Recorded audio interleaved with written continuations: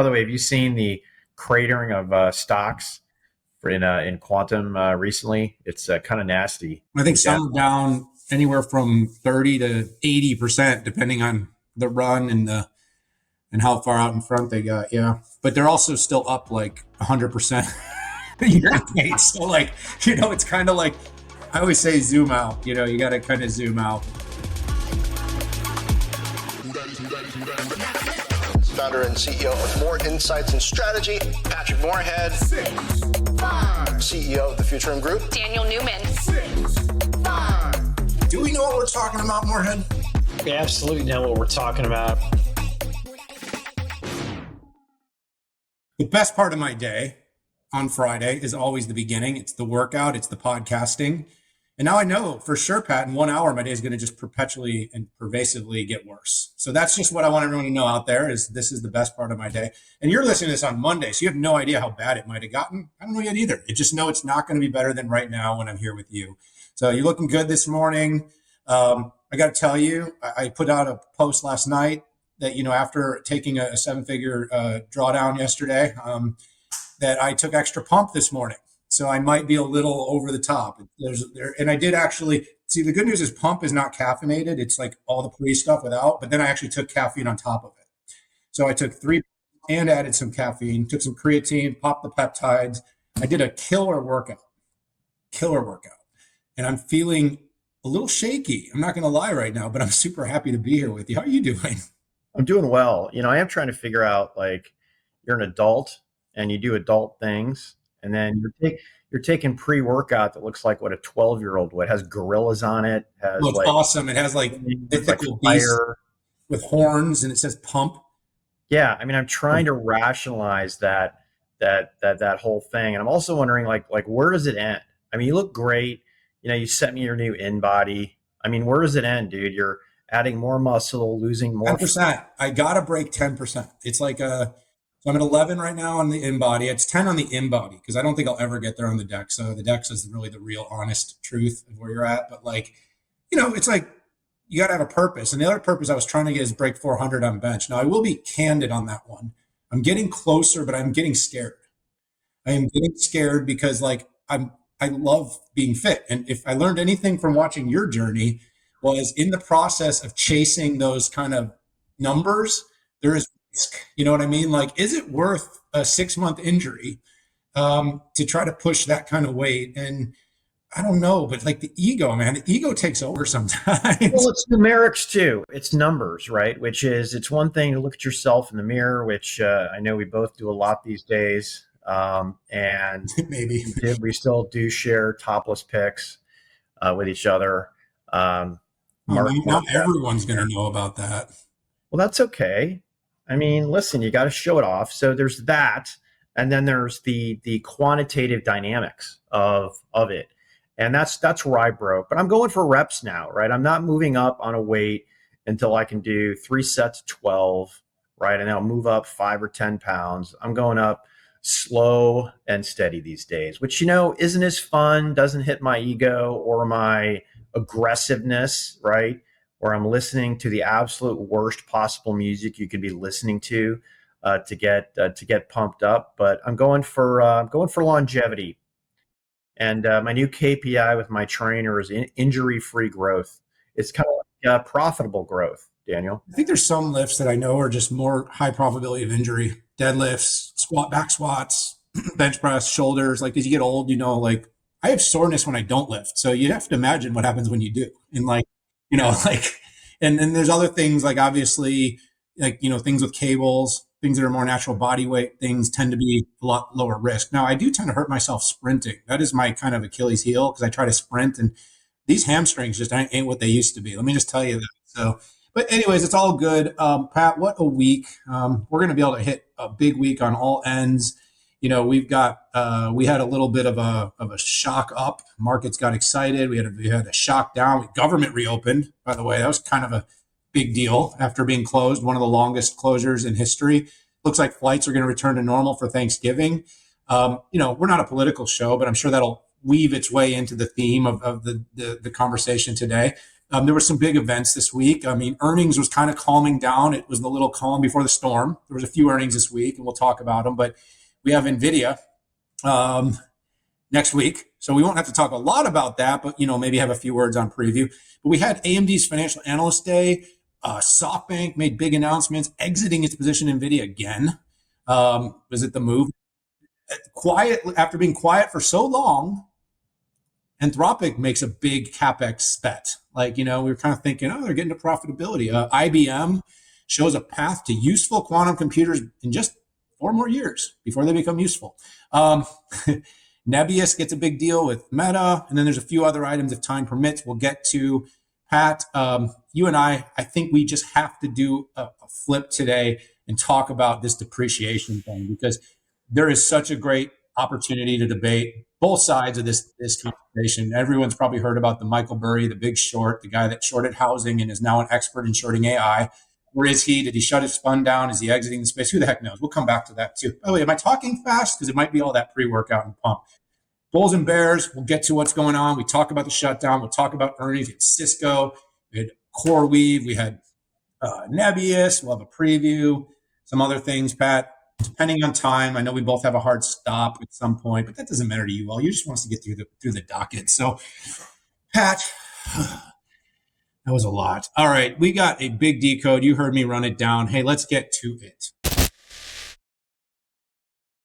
All right. Oh, Pat, I actually went to this event, but you probably had a better seat than me because it was great. So I actually, believe it or not, I had the stream going on my computer as I was sitting there watching it. So, because it was easier to see it and get better images to share. But give me the rundown on AMD's Financial Analyst Day. Yeah, so it was a big day for AMD, and I think what this was really putting numbers against the OpenAI announcement. If I look at the analyst ratings beforehand and afterwards, before FAT, it was about $283, and after FAT, it was $294, right? So that's, a $10, $11 adder on that. So for the most part, it had been baked in, but we saw AMD go up, 10%, which is a lot higher than the re-rating of about 4%.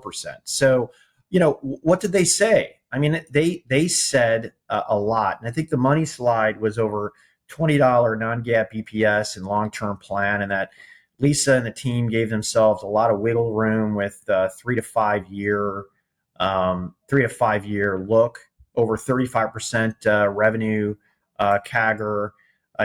Some of the things, again, I'm not a financial analyst, but I really love to see the market share claims and data center CPU, over 50%. Probably the biggest surprise to me was client PC at over 40%. One thing to say, one thing that was interesting in there is the server. First of all, it's all revenue share, okay? And because I looked a little cross-eyed at the ARM server in particular, and where I think that would be very hard to do with the amount of ARM cores that all the hyperscalers are cranking out. And obviously, somebody in a back room at AMD had to apply a revenue to cores, which is probably the design margin or whatever Google, Microsoft, and AWS is paying for those. But anyways, it was a very, those are really big numbers, meaningful numbers. The street showed up. They wanted to hear about GPU, okay? And while there wasn't a distinct data center GPU number, there was a $100 billion data center number that got put out, which is a combination of CPU and GPU.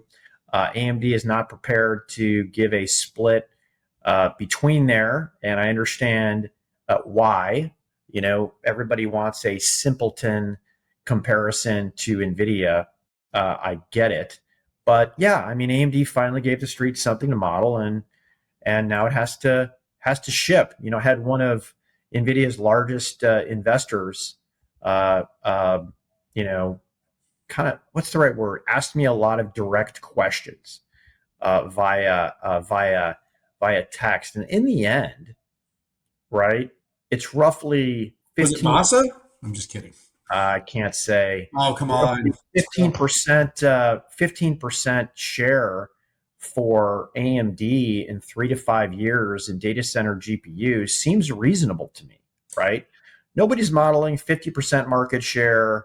And I think probably in the end, it could be, AMD at 10 to 15% market share, XPUs at about, 20 to 30, and then Nvidia at around 60 to 70%. That just feels right to me. And again, I don't have the fancy spreadsheets that you and other people do. Quite frankly, I think they add limited value. Hey, Um, okay. no, I mean yours are good, Okay. but Hey, everybody as else long is as mine are okay, I don't care about the other guys. and but the nobody is going to let any one company maintain 90% share. And then I look at, fundamentally they're like, Pat, why are you so confident in what AMD said? I said, my response was, I don't Babe Ruth anything. Okay. Let me be clear. There is risk, but tell me the last time that Lisa made a statement or a claim in 10 years that didn't end up being true. And I leave a uncomfortable pause. Well, I mean, listen, I think that's a great point. And I think that she's a bit of a calming voice in all the chaos because she doesn't go over her skis. She's just not a salesperson. Like she may be cousins with Jensen in some distant way, but like she is not the one that's going to come and say, the more you buy, the more you save. That's just not who she is. She's very thoughtful. And while it was a good opportunity for AMD to come out and talk about their growth story with a more than one quarter guide ahead, here's a couple of things I'll think about. I was talking to the Wall Street Journal yesterday about this, but like they asked like where, what's the difference in this situation? Because in the CPU space, AMD has been incredibly opportunistic. To their credit, they've built a great product. They've won a lot of market share. They won first by going after the biggest buyers, and we're able to pivot the biggest buyers that are able to make decisions and change faster. They did throw out that 50% market share. And what's going to kind of get them to that 50% market share? Well, it's really two factors. One is continuing to win sockets from Intel, which is achievable still, although harder in the enterprise. It's going to be harder in the enterprise than it was in hyperscalers. But the other part that maybe isn't being calculated in that 50% is I don't think ARM is being fully estimated here. And I think that's going to be a challenge. On the other hand, though, her success over the 10 years, taking the company from where it was to now nearing a $500 billion valuation, also came from just great execution. She used the word execution machine. That's absolutely what they've been. But then all the question now on this next leg up in the company in its future is about, can it execute in AI? We have them estimated like 3 or 4% of the GPU market today. I actually give them it's almost a shoe-in for them to get to 8. I think they'll get to 8 just with the next product. It's good. I think they'll get to 8 just with the supply constraint. If they can build it, they'll sell it. We're seeing that really across the board with them getting to rack scale. I still think software is a rate limiter. I think they're making improvements in software, but it's very sticky. That will take some time. But Pat, to your point, like 10 to 15%, if they execute, that is not an unreasonable number at all that they could get there. And at 10 to 15% of what's going to be, if you include CPU, networking, and GPU in the whole rack scale, I mean, that is $100+ billion. I mean, no doubt about it. So I think they're giving a very realistic number. They're addressing 100 billion of what they think will be $1 trillion, in the future. And I think it's very achievable. I think a lot of the other stuff they're doing very well just kind of gets glossed over. But I think that's because right now it's kind of don't care. Nobody cares. Nobody cares. Like, I talked to Dan McNamara, like CPU guy. I'm like, look, you guys have done an amazing job on Epic. It's great business. But like right now, like the market wants instinct. They care about instinct. The investment thesis for Financial Analyst Day was all about what's going to happen, not just instinct, but Helios, and then what comes after Helios, because that right now is where all the upside is. But give them a lot of credit, Pat, in client, in embedded, in different areas. They've continued to execute, not just execute in the short run, but they've executed over the long term. I will. I'm wondering, Daniel. I'm wondering, is this just a conservative piece, right? Because nobody really knows the rack scale performance on inference for certain workloads on an MI450 because it's not ready yet, right? It's not going to be deployed till Q3. And Lisa did pull it in from a second half claim to a Q3. I think that was a positive, but we just don't know. Okay. And imagine if OpenAI, you know they're getting a sweetheart deal. Let's say it's a 30% price discount, and they've got the equity part of that, where they can go in and get a piece of AMD. I mean, you get that flywheel going, Daniel, because this very large investor, said, hey, basically that this person and that person say that MI 450 is not going to be competitive per token. And my response is, I don't think it has to. And oh, by the way, anybody making that claim, they don't know. They don't freaking know. Their engineers went in and did an architectural analysis on a spreadsheet. Trust me, I did a ton of those when I was at AMD. But until you have silicon in hand running the software, you just don't know. And if reality shows up, I could see OpenAI going, accelerator, pedal to the metal down, because not only do they get a better price, but they get they get equity in one of the highest flying companies in all of AI. There is a lot of commonality and a lot of mutual benefit for those companies to succeed together. So, and by the way, Lisa handled really well the question about OpenAI. She was hit by that on that one about where the money comes from, how they analyze risk and stuff. And I think the industry is answering it well. But I think the simplest answer, and most people think this is a blow off answer, is there is enough liquidity chasing the opportunity to invest in OpenAI at basically any price right now with its growth. And as long as that continues to exist, they can continue to raise money. And I think that's, as sort of terse as Sam came across in that BG interview, that Brad Gerstner interview about it, it's an arrogance. And, you listen enough to him and you get that sense. But he's like, you know what? Sell your shares. There's someone willing to buy them. If you don't want to be in, sell your shares. And, it's because there is a buyer, a bid at every price right now. I don't know if that's the same for the CEO of CoreWeave that kind of had that meltdown on the internet right now on his CNBC interview. But right now that, all these guys do have the commonality of knowing that the demand for what they can offer is a lot higher than what they can supply. And, unfortunately that does allow you to piss people off maybe for moments in time. Just hope that equilibrium never comes and you can be that way forever. So yeah. a little psychology there, Pat. But anyways, let's move on. SoftBank talking about exited Nvidia, and this became a bit of a headline story for a day. I think I saw you go on TV and talk about it. I know I talked about it a few times. Did Masa? Is he about to? I think he did lose out on 150 billion by selling when he did the last time, and this time I think he turned 180 million into almost $5 or $6 billion was the outcome. So he did really well on it, 1,000% gain from his time and investment. And he's basically saying he needed to reposition. He also sold a big chunk, I believe, of T-Mobile in order to get the cash it needs to invest in OpenAI. A lot of criticism of this decision. But I think when you put that criticism in context, SoftBank is a company that invests in holding and portfolio and actively manages companies. They're not a purely passive investor. They're in ARM, they're in GraphCore, they're in Ampere. They've got a big bet on Stargate. They believe in this sort of build out of this large scale, AI infrastructure of the future. And I think what they're probably looking at is, at 4 to 5 trillion evaluation is, what's the chance of it doing 1,000% in the next 5 years versus what's the chance of OpenAI seeing really meaningful returns from where they entered? I believe in that $250 billion round was the last big commitment that they made. And I'm guessing they see that $1 trillion path. So they say, what's the likelihood of Nvidia 4Xing versus the 4X that's going to come from OpenAI, not to mention their need to support it. So I think people are kind of making a little bit of that wrong. It's like a false comparison.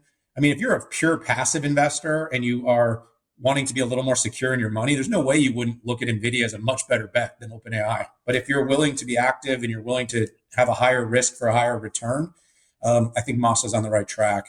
I also think there is a little bit of a subplot here. I don't know how true this is, but we know ARM is going to get into AI chips.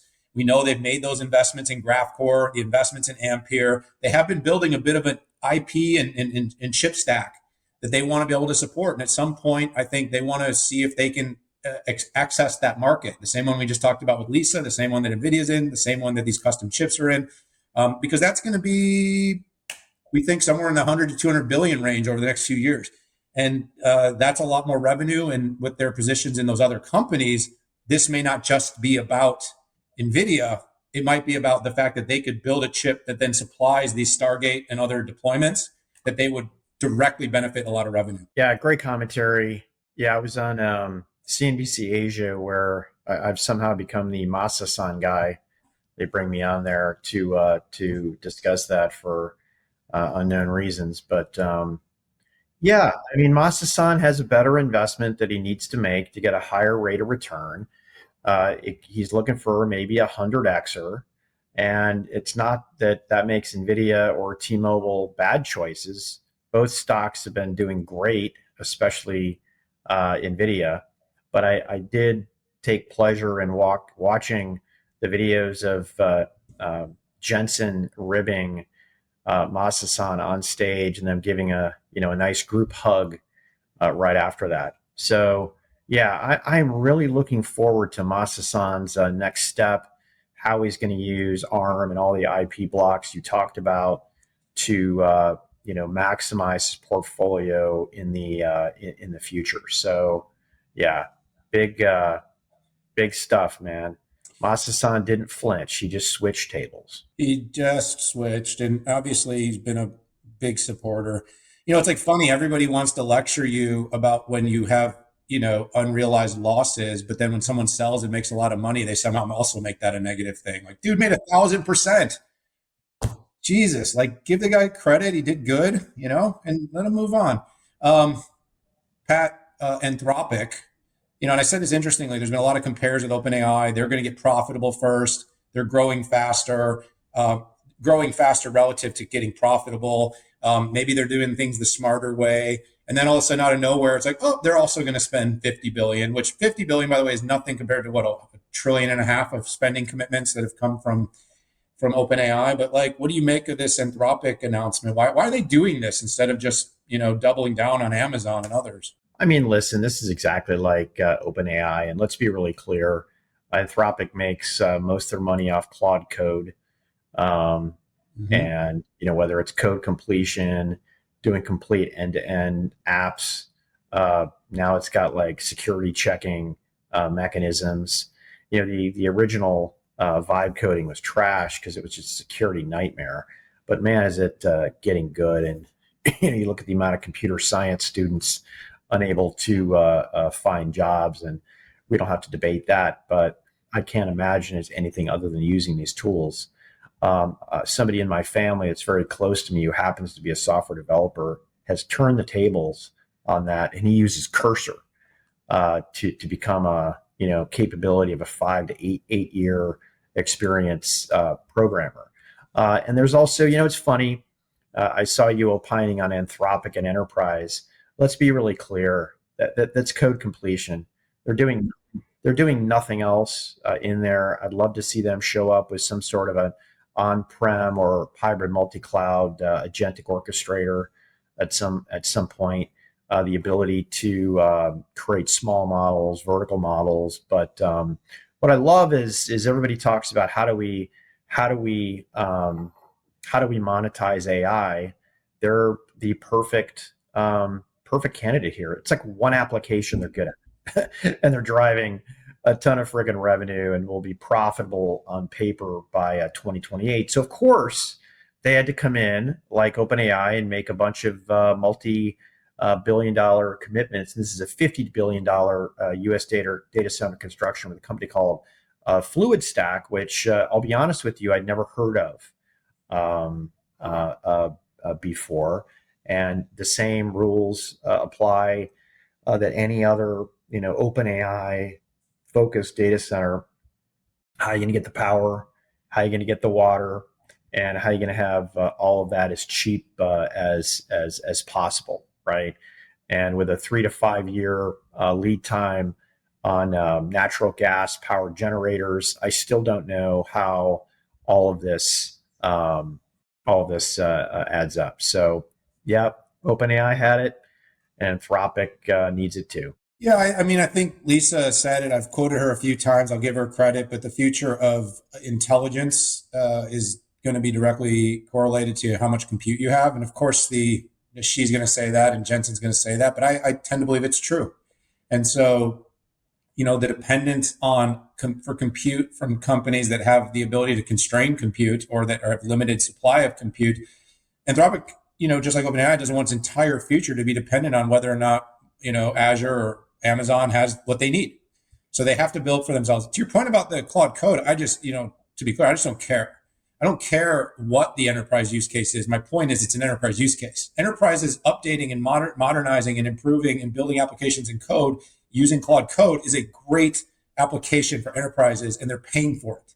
And they're paying for it, and they're getting augmentation. They're saving money. They're getting upgrades and updates deployed more quickly. And Claude Code works really well. We use it in our own enterprise. Like our entire platform is built using Anthropic and Claude as the code backdrop of it, and we pay for it. So I'm a believer. I think it's good. I think when people say there's no enterprise use cases, it's an enterprise use case.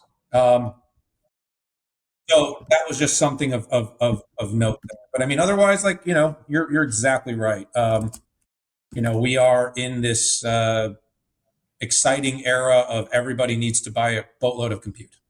And so, Pat, if it's a bubble, it's got ways to go before it can burst, because we got to get all this built out. And then what we have to do at the other end of this is find out that there is no use for it and nobody wants it and nobody's willing to pay for it. By the way, there was an interesting quote I heard on CNBC this morning. It was about, like, they had an event called Delivering Alpha, and they said a lot of people are conflating that we're in a super cycle, and they're conflating super cycle, like tech super cycle, and bubble, meaning that in super cycle you are going to have exuberance and you're going to have frothiness and you're going to have pockets that will be potentially in bubble-esque territory, but it doesn't make the whole thing a bubble. And I think that's a lot of what we're up against, is we are in a true technological super cycle right now. So interesting, Pat. We'll pivot a little bit to something that you and I can talk about limitedly. Yeah. Admittedly, I need to go get my PhD before I can talk any more about it, but is quantum. IBM, they basically announced that, IBM Quantum Nighthawk, it's their processor built for quantum advantage, offering 30% more complexity. I think the big thing is that they see by the end of, they're going to get to the quote unquote quantum advantage, which again is an interesting debate about qubits and number of qubits. But they're more importantly talking about getting to fault tolerant quantum, which really means bringing use to quantum somewhere around 2029. So that seems to be starting to be more of a more agreed upon timeline. Seems to be end of the decade. They think that they are they're kind of saying, hey, we're the best positioned company. We have the whole quantum stack. They have the most computers, they have the most developers, they have the most uptime. They've got the software, Qiskit. They like to liken their Qiskit software platform to the CUDA of quantum. That's kind of, it's a great analogy. I don't think it's anywhere close to scale yet, but there was a time, by the way, back about 8-10 years ago, Pat, where we could have said the same thing about CUDA, right? One of these interesting things, but they're basically saying that, quantum advantage, just to be clear what it means, is that a quantum computer is able to solve a problem better than pure classical. That's how they're defining it. And, I'm just looking to see if there's any other, heavily noteworthy things here.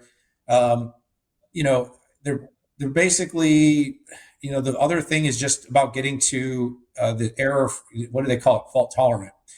And the fault tolerance is basically just the machine can stay in a state of usefulness long enough to solve a problem.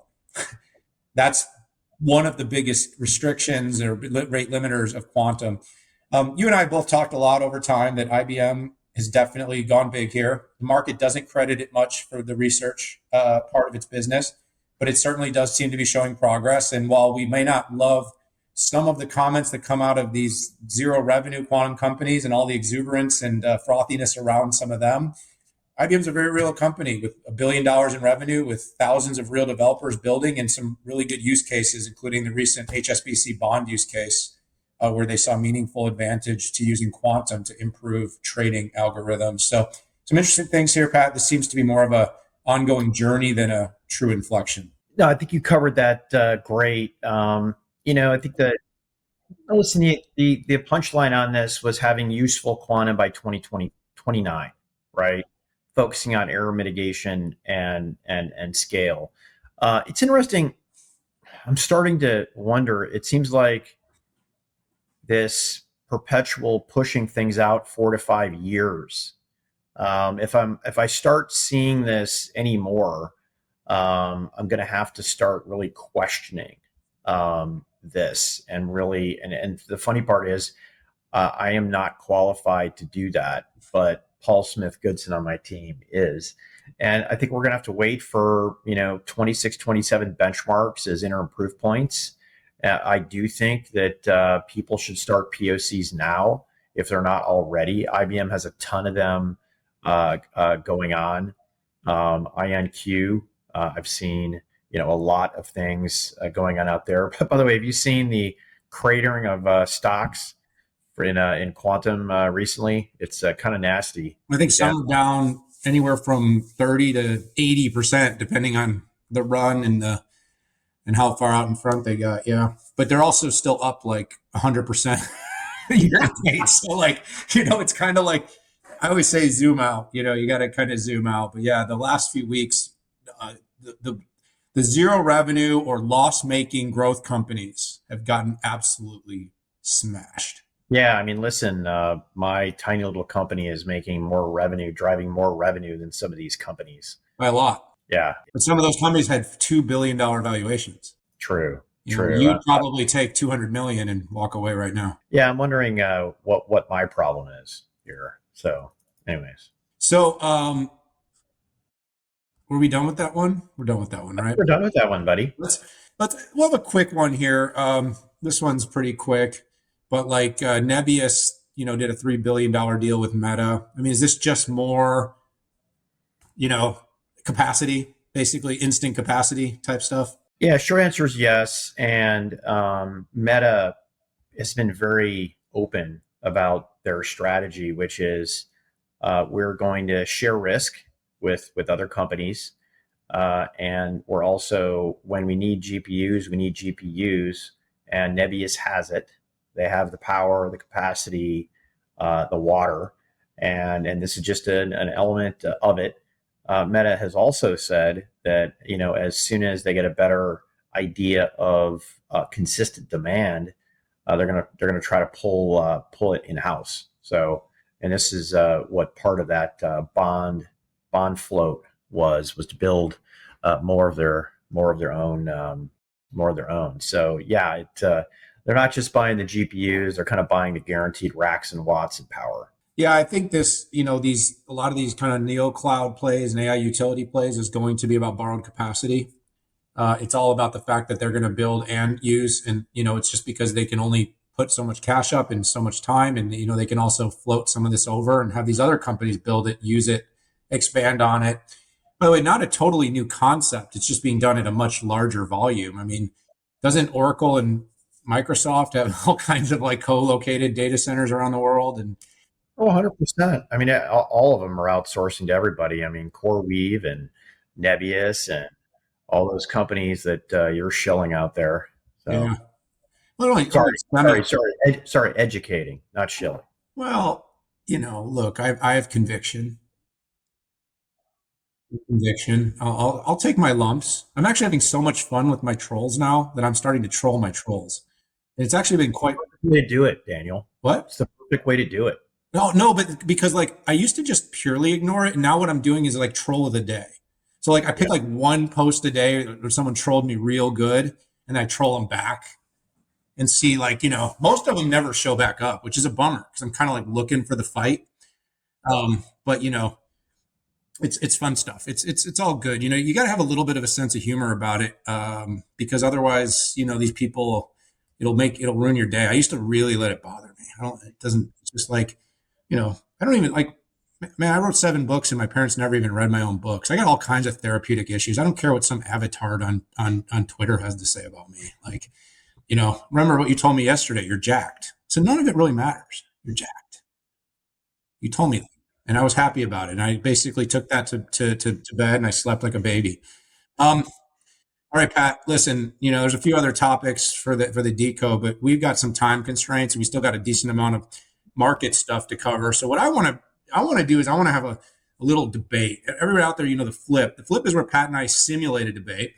So when we share these, you got to take it you got to remember, we may or may not agree with our positions. We may not. We'll talk about that at the end.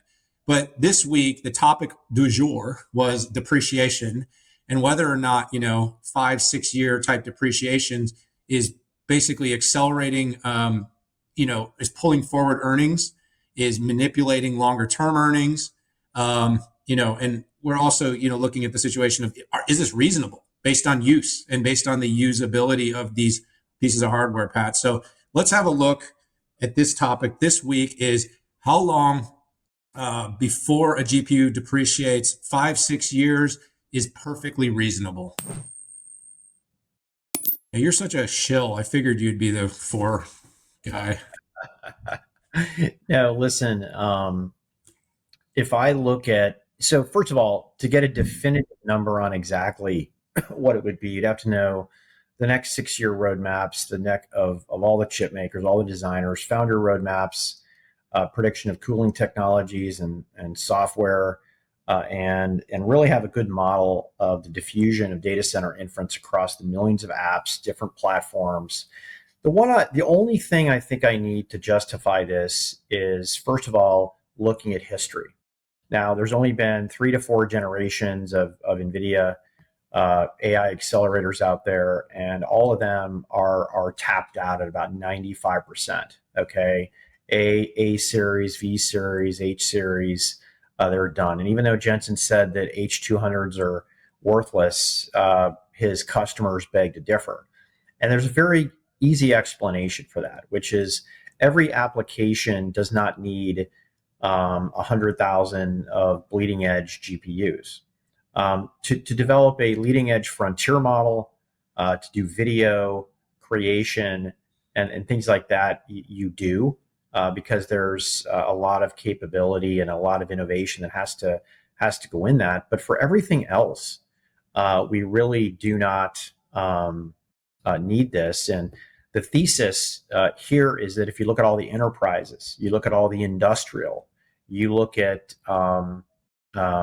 pretty much every enterprise application is not going to need bleeding edge. So where are they going to get that from, right? Where are they going to get their GPUs? Well, they're going to use the GPUs and the systems that were either primarily done for frontier model creation, or they're going to buy GPUs that or even XPUs that fit to purpose. And the other thing I want to throw out there, and this could be especially controversial, is do we really think that we're going to have reticle limit? So H200, you see, A series was a card, H series was a tray, B series is an entire rack.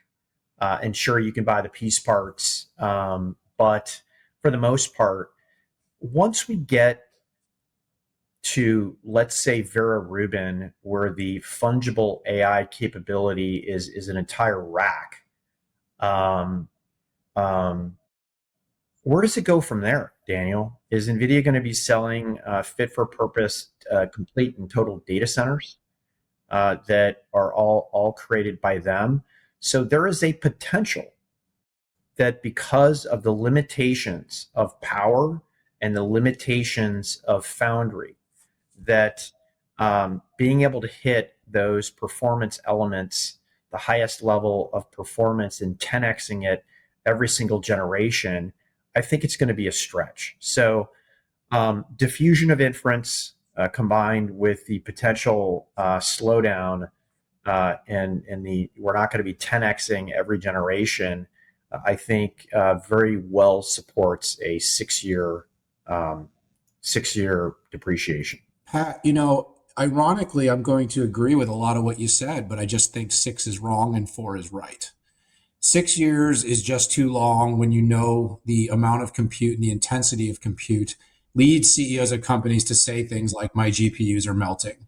Right now, these workloads are using the least amount of compute that they're going to ever need to use. And as the token windows get larger and the volumes increase, it's going to just put more strain and more demand on these GPUs.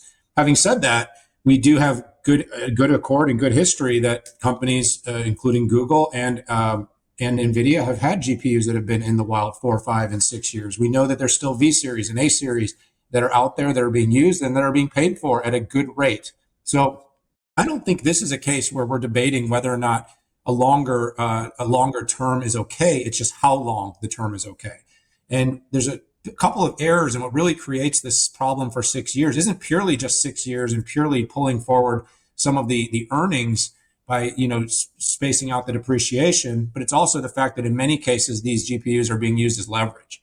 So when you add the fact that they're taking long depreciation and they're using the GPUs that'll likely be end of life within 3 or 4 years to then basically finance the future buying of more GPUs, it does start to create a situation where only one thing needs to happen for these businesses to implode, and that is any material slowdown in demand. So as of right now, there's no equilibrium. So right now, you could do a 20-year depreciation schedule and look really smart. It's just like being a good investor this year. Anybody could have bought stuff, watched it go up, and felt like a genius. It's basically functioning in the bear market. It's the same thing here. Is look, we have probably 4 or 5 years before we're going to meaningfully see supply and demand hit any sort of equilibrium. And again, we don't even know if that's true, but we do know for sure it probably won't be before that. In that case, what's going to end up happening is very likely a company like CoreWeave that's using 6-year depreciation is going to be so levered up, and they're going to have to, because of their entire business model is going to be based on being able to offer the leading edge and most advanced NVIDIA chips. They're going to have to keep buying. There's no situation in which CoreWeave is going to be able to depreciate these over long term, deprecate them down for lower use cases, and continue to put cash in and then continue to lever off that cash. And that's what makes this company potentially in a bubble-esque situation, despite the fact that AI as a whole is not really in any sort of limited demand situation.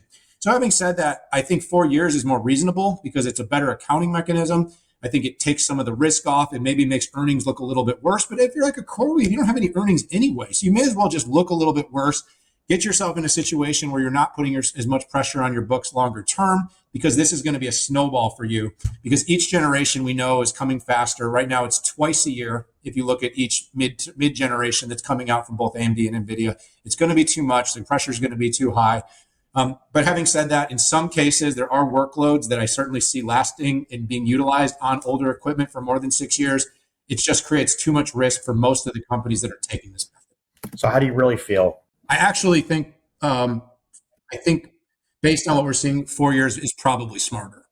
Having said that, like there's, we've certainly, this, like there's certainly A series and H series stuff that's been run, 4 years plus that's still running, still selling, and still driving a pretty high hourly price use. But I do think the workloads are getting more intensive, and I think the efficiency gets really bad on some of these most, advanced workloads, and it could definitely put a lot of strain on this stuff. But I also think, depreciation's always been one of those things that, like, the accounting standards gives you some wiggle, and you do it, and you basically always do whatever your accountants tell you is the best thing. Like, we don't have a lot in our business, Pat, but like, I don't ever really make that decision. I let the bean counters tell me, like, okay, how long should I depreciate this thing? So I'm pretty sure they're taking advice. They're looking at the market. They're looking at the situation. There's enough instances where GPUs are running for more than 4 years, and they're saying, it's fine. You can do this. And, it's making their numbers look better. What do you think? I think anybody who claims they have a definitive answer is a clown and doesn't know what they're talking about. That's where I sit on that. And listen, was I definitive? No. Did I get to be called a clown? Okay. No. I called me a clown earlier. No, but there are a lot of clowns out there right now who claim they know the answer, and they just don't. So we can debate it. I prefer a sensitivity analysis, which if I could make money on it, I would create it. But maybe you should get your bean counters to create one. It'd be valuable. Yeah. All right. All fun, all good. Fun debate as always. We survived. I don't think either of us have to put our tail between our legs, and I think we both could win either side. So, all right, Pat, let's speaking of bean counters and markets. By the way, let's see where the markets are at right now. We're not a pure financial show, but the markets are just, well, the Nasdaq's lightly green. The S&P's up just a tiny bit right now, and the Dow is down. So after yesterday's violent selling, it looks like today could be maybe a mixed day. But again, it's early. It's definitely early. So just wait. Maybe President Trump will tweet something. Yeah, I mean, listen, a lot of the typical AI infra stonks are up. Micron, Coherent, A-Lab, Pure Storage, Oracle. They've taken a beating lately. They're up. Yeah, everything's up a little, but you can see there's been a bit of vacillation. It's been up a little, down a little. What it isn't look like, at least it doesn't look like that it's going to be, is another massive capitulation day like yesterday. It looks like it might be kind of a low volume Friday. A lot of selling maybe was done for the week, but probably the biggest and most noteworthy thing coming out of the weekend was the Senate voted to reopen the government. Not fully in the sense of everything is not agreed upon. There's still a lot of healthcare things that need to be solved and settled, especially with the ACA. But they did get most federal workers back to work. I think it was mostly based on the planes and flights, Pat. But kind of to a close. What do you think about the whole situation? I mean, you've been through more of these than I have because you're 20 years older. I'm not 20 years older, but we didn't have a lot of shutdowns. It was the longest in history, 43 days. There are claims that there was $11 billion permanently lost when it comes to the trillions of dollars that we flushed down the toilet. I don't know if it even matters. There was a claim that 60,000 private sector jobs were lost. I don't believe it. I mean, come on, give me a break. I trust nobody's data anymore. It's nonsense. I mean, the only thing I trust now is when I look at, the stock market and see what the price is, right? Is it up? Is it down? It's real time, but there were a lot of unpaid federal workers. There was about 16 billion in missed wages, around 6,000 flights canceled, but we're back. And you know what, man, the stock market really loved it. With the cross between the AI meltdown and the government reopening, there really wasn't really a there. So. Yeah, I don't have much to add on that. I mean, I kind of hit it at the top of the show. There is some impact of likely companies, private companies that served government that probably had some temporary layoffs. I'm guessing as the government turns back on, they'll rehire a lot of those people if they did furlough or lay anybody off. Companies, that's it's the accordion, right? How you add, how you grow, how you expand. And there was a little bit of uncertainty wrapped around it. The GDP number coming down could matter, but to your point, nobody cares. The headline numbers these days don't matter that much, anyways, because the revisions are where all the real truth is in data, and then the fact is no one reads the revisions, so no one actually really knows. So they'll go in, we grew this much, and then 2 weeks later, it's they actually didn't grow that much. But I didn't read the second one, so I just remember that we grew. Or how many jobs ones were there, Pat? Where it's we added 800,000. Actually, we lost 1 million. There was a 1.8 million down revision, but that came out at 2 a.m. on Thursday. Nobody saw that revision hit the wire. And so all things up.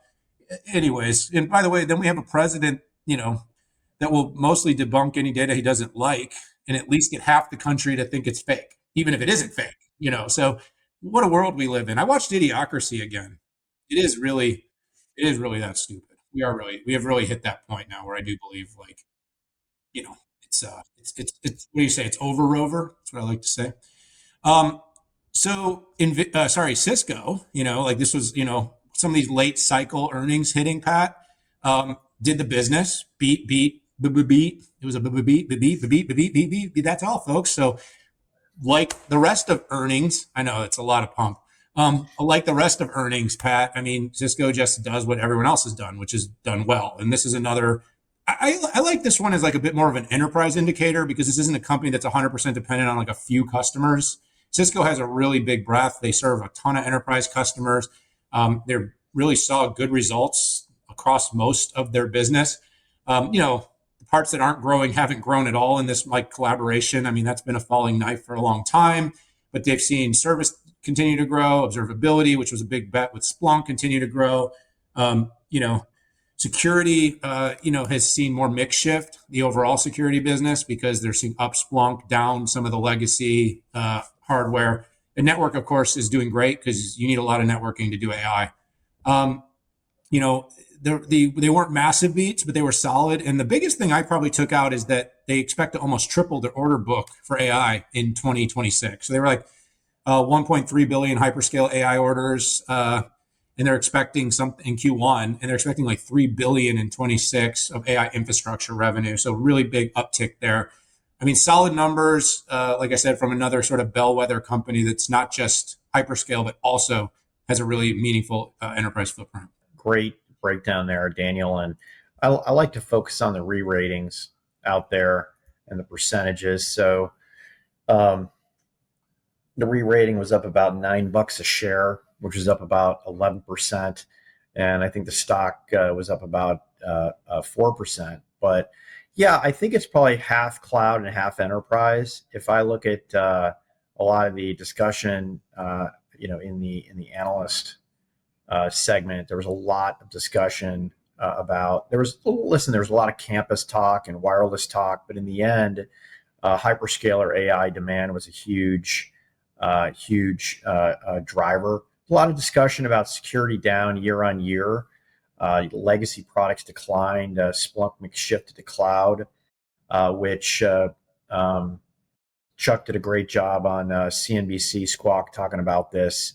Once you go from a sale to a service, right, the revenue gets spread out more as an annuity as opposed to a one shot. So, yeah, it's good to see. Isn't it funny? Once a company gets very definitive of pointing out what they do in AI, their stock moves.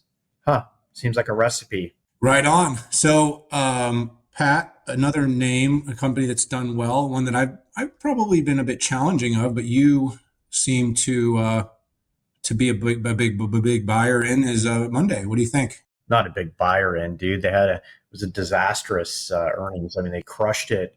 They had a double beat, but their guidance was an absolute miss, right? Straight, not off like in a giant manner, but if you're not thoroughly talking about AI and how that is helping you, you're gonna get smacked. And whether you're SAP, whether you're ServiceNow, whether you're Salesforce or SAP, well, less SAP, if you don't communicate that well, and the company did not communicate AI well, and any hiccup about growth and the whole meme of enterprise apps are dead plays completely into that. And Daniel, I did a big CIO roundtable, and when I was in London last week, and the top takeaway for me that was sort of shocking, and not only did they want to dial down GSIs, and they were doing a bunch of the projects internally themselves, but the desire to stop paying the tolls of all these enterprise apps is just going up and up and up. And in the end, I have a bunch of enterprise apps in my company. They suck. Okay, I'm not going to name names, but I don't know. the rigidity, like you want to move a column, I need to bring in consultants, right? You want to have something new on there, I need to pay a bunch of consultants. That is ridiculous. Like the age of AI, where it's going to be creating the UI itself, where the new UI is AI. I hope those companies who are rigid go out of business, right? They deserve to. Once they get you locked in, they can keep incrementing up and up. One of our JVs, right? I look through the line item and I see a certain enterprise SaaS vendor that just goes up, and we get like no value out of it. And, aside from, I'm thinking, let's just go back to spreadsheets, right? It was a lot easier. And then let's put a generative AI and agentic top end on that to do what we need. Put Gemini on top of a spreadsheet, it can do a lot of magic. No kidding, man. I'm going back to spreadsheets. The good news is I've still got the spreadsheets going. So just watch those long-term SaaS contracts. I can tell you for one. The killer. Brutal. Yeah. Brutal. Dude, Monday's a feature. It's a feature that's going to land inside of an application somewhere. I mean, you need project management for sure and project workflow type stuff, but I don't have anything else to say about that. I mean, I've said my piece on SaaS. We sort of already talked let's talk CoreWeave real quick. I mean, we kind of already talked about this stock's just getting banged. They were up a ton. They went down a ton. I want to pull up what it's sitting at right now because I just want to look at its weekly chart. Hold on, I'm going to pull this real quick. CRWV. I know this off the top of my head. So it's trading at 76.88. It's 3 months down 33% from the peak. But it's up 16% in the last 6. So to be clear, like it spiked when a lot of the deal making was out there. The challenge is this is a company that really is bare metal. It is a company that has a lot of capacity, and if capacity is the game, they have the demand for the capacity. Their revenue's good, their order book's good. They were very defensive of that. They had the real pullback, though. The real pullback is that they're having some delays on the build outs. And when you're 100% dependent on other people to build out your data centers, and that is the capacity that you have for revenue, you are going to be rate limited. And I think people are coming to the realization that building data centers is actually hard. It does take a lot of time. And by the way, it's not just hard technically to actually build the racks and install them and the cooling. And it's concrete, it's dirt, it's all the things. It's physical construction, it's labor. There's a lot of things that are tied to this. So I think this is a company that's had a confluence. It's had a great uptick. The stock has gone up a ton. It's pulling back on the fact that I think people are starting to look a little deeper. From the very beginning of its IPO, Pat, I've been kind of calling that I was concerned about the depreciation plus the levering of all of the GPUs as a fundraising mechanism because it just doesn't have enough other revenue streams. Like when we talk about like a Meta or a Google, like I don't care how much debt they raise. These are companies that make like $70 billion a year of cash. Like if they want to raise money against they have core businesses with products that are super profitable. When you're a company that this is your only business and you are not generating profit and you are continuing to lever up more and more, and you don't have a high margin moat to build into, that is really my concern here. I think they're going to do fine because I think the capacity issue is real. And I think as long as they build, the biggest thing I worry about this company is what happens when the music stops, if the music stops, because they continuing to buy, and then continuing to take debt, and then continuing to take these long depreciations. If Burry's thesis is right anywhere, it might be here. I think you nailed it. And I think they're good for 3 years or as long as the gravy train continues. I just know that companies like Meta and Google want to pull everything inside because they don't want to be paying a cent to anybody to do what they can do better than somebody else. So I see it as a temporary stopgap, and they need to come up with their long-term sticky play. I look at the background of a lot of people. They're not technologists. They're either from hedge funds or financiers. And that's not a knock because you do need a ton of money and to be able to explain to people what you're doing. But I haven't seen the stickiness yet for the long term. Yeah, we'll leave that one there. All right, Pat, you want to hit Nebius quick? Sure. I mean, revenue up 355%, negative $5.2 million in EBITDA. Nebius is very much a technology company. They got spun out of a Russian company who I forget their name, but they're creating real technology. They're doing ODM style work. Their cost of deployment is a lot lower. So, yeah, they're looking good, and they're a cloud player, bare metal cloud player who I think does have some stickiness to them. Now, we only got a minute, right? You got to run. So, we'll hit Nvidia after the print. The only thing I'm going to say on that one is I think they'll beat. There won't be any surprises there. You agree, or you think there's a surprise? I don't think there's a surprise. I mean, I haven't seen even the channel, the folks who want to poison the well come out on their supposed channel checks. So yeah, there hasn't been a hit piece yet from the information. Could come yet. It could come yet. Just I'll give a 30-second shout. AMAT did a good job. They are still fighting the fight with China. The fact that they lost access to that market certainly slowed down. They beat the expectations, but their revenue is actually in decline, which is an interesting bellwether. But remember, this is not the company that's providing the real time. They are providing the equipment to build the future. A lot of what they're, is the 2 nanometers, the 18As, et cetera, is where they're 14As is where a lot of their stuff is going, and not having access to China has impacted them. But it does feel like the business is stable. Yeah, and Daniel, what's not even plugged into the forecast is what TSMC, Intel, and even Samsung are going to have to do when they move in here. And I would posit the value of ASML, the differential value of ASML versus Applied Materials comes into question. I think Applied Materials with some of their what I would call non-shrink types of technology and value outside of that, including packaging, I think it's going to be a huge surprise in the future for everybody. Well, remember, Pat, no AMAT, no AI, period.